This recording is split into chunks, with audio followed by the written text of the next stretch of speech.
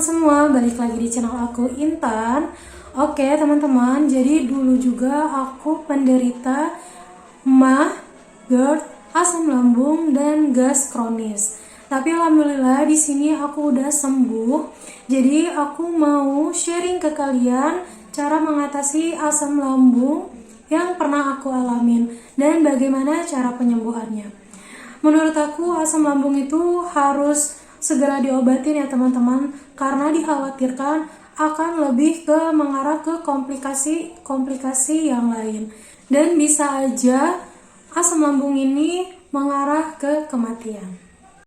Asam lambung yang parah biasanya terjadi ada gejala yang berulang dan sudah dalam jangka waktu yang lama. Mungkin untuk awal-awal gejalanya itu secara perlahan dan berlangsung lama dan bertahap-tahap, dan biasanya tahapnya itu bisa aja dari berbulan-bulan hingga bertahun-tahunan. Yang aku rasain itu, aku merasa tidak ada perasaan mual dan secara tiba-tiba apa yang aku makan itu keluar lagi, dan itu aku rasa dari tahun 2013 hingga akhir kemarin aku mulai sangat ngedrop itu 2022. Jadi udah lama banget dan benar-benar aku sepelein banget. Jadi yang aku dulu rasain itu emang benar-benar nggak ada gejala mual tiba-tiba keluar, dan karena aku nggak ada rasa sakit sedikit pun, aku merasa itu hal yang biasa dan aku nggak langsung berobat ke dokter. Jadi untuk gejala yang pertama itu awalnya heartburn, atau disebut juga dada terasa panas gitu ya guys. Jadi kalau misalnya kita lagi duduk atau lagi tiduran itu berasa banget panasnya di dada, kayak seperti terbakar. Jadi kenapa dada kita itu panas? Jadi biasanya setelah kita makan, apalagi makan pedas ya, si makanannya itu tuh naik hingga ke kerongkongan guys. Jadi kerongkongan itu tuh saluran antara mulut hingga ke lambung kita. Jadi di saat asam lambung kita naik hingga ke kerongkongan, nah disitulah mulai gejala dada kita tuh terasa panas, terasa seperti dibakar. Jadi dulu aku pernah ngalamin itu dan rasanya gak enak banget, nyiksa dan sakit banget di dada. Jadi selain terbakar di dada kita tuh emang benar-benar terasa sakit juga, dari ulu hati hingga ke kerongkongan. Yang lebih parahnya tuh di bagian dada guys. Untuk gejala yang kedua yaitu mulut terasa pahit dan juga asam ya teman-teman. Nah pahit yang ada di mulut kita itu akibat asam yang berada di belakang mulut kita dan di bagian kerongkongan. Nah itu udah gejala-gejala yang menurut aku udah menuju ke kronis ya teman-teman. Nah rasa pahit yang terjadi yang aku rasain waktu itu, jadi seperti mau muntah tapi nggak muntah karena si makanannya itu tertelan lagi. Dan itu rasanya benar-benar nggak nyaman banget dan nggak enak di bagian kerongkongannya.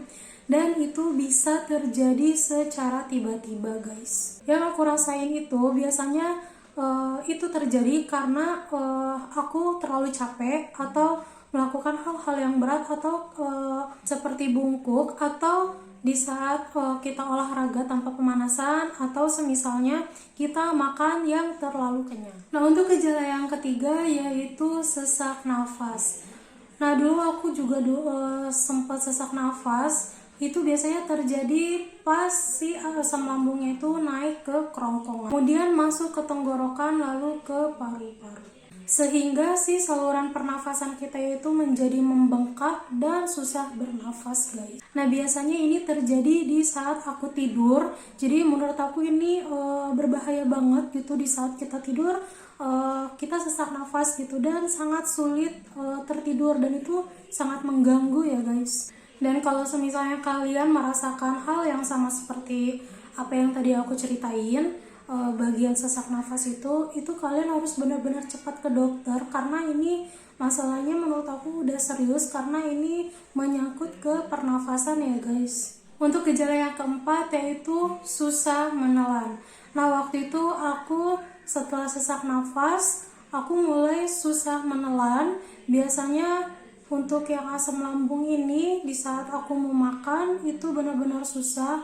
Jangankan makan, minum aja kayaknya udah nggak bisa. Di kerongkongan itu udah benar-benar sakit, perih, dan seperti ada pembengkakan di bagian kerongkongannya. Yang aku rasain waktu itu, kalau misalnya aku makan, selain di kerongkongannya sulit untuk menelan, dan di bagian dada itu makanan tuh kayak ngerasa nempel-nempel gitu, dan seperti tidak mau turun. Aku pikir untuk saat aku susah menelan 1 kali atau 2 kali aku anggap wajar gitu kan guys. Tapi berhubung karena keseringan itu membuat si kerongkongan aku itu kayak luka gitu guys, yang membuat aku sesekali sering mengeluarkan darah. Dan biasanya kalau asam lambung kita udah benar-benar parah gitu ya guys, jadi si kerongkongannya itu mulai seperti kayak penyempitan gitu yang membuat kita susah menelan, seperti sesak nafas dan terasa perih, sakit hingga mengeluarkan darah. Itu artinya si asam lambung kita tuh udah benar-benar kronis dan harus segera ditindak ke dokter, yaitu ke spesialis ahli darah. Nah, untuk gejala yang kelima yaitu BAB berwarna hitam. Jadi biasanya kalau BAB kita udah hitam itu pertanda bagian perut bagian atas atau pencernaan kita tuh sudah benar-benar luka yang membuat tinja kita itu menjadi hitam. Nah, itu tuh efek darah ya guys. Jadi darah mungkin bercampur, jadi yang membuat tinja kita menjadi hitam. Dan biasanya kalau misalnya BAB kita hitam itu artinya lambung kita juga udah luka atau bagian usus kita luka, atau yang biasa disebut tukak lambung guys. Jadi menurut aku kalau misalnya kalian udah merasa 3 hal yang pertama tadi aku sebutkan, lebih baik kalian langsung periksain langsung ke dokter spesialis ahli dalam.